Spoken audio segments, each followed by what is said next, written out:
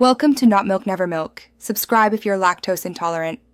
In this video, I will show how to open Ford Ecosport trunk from inside.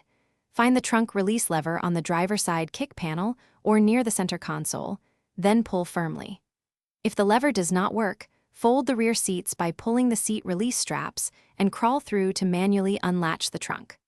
Always ensure the vehicle is parked and engine is off before attempting any internal access for safety. Start by sitting in the driver's seat and locating the release lever. Give it a firm pull until you hear the latch click. If it feels stuck, apply steady pressure while wiggling it gently and inspect for obstructions. After the click, reach back to ensure the trunk latch moved and slowly open the hatch to avoid any sudden drops.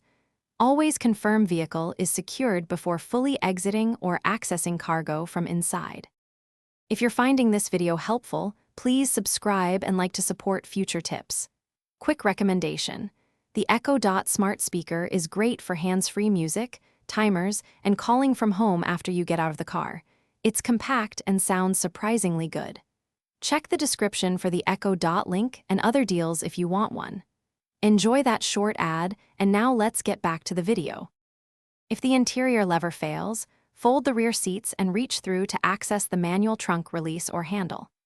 The emergency interior release inside the trunk can be used if you can reach it from the folded seats, and it typically glows for visibility.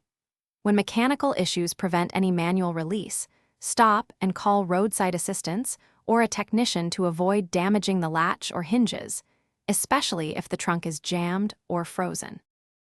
Thanks for watching. If this was helpful, leave a like and consider subscribing. See you next time.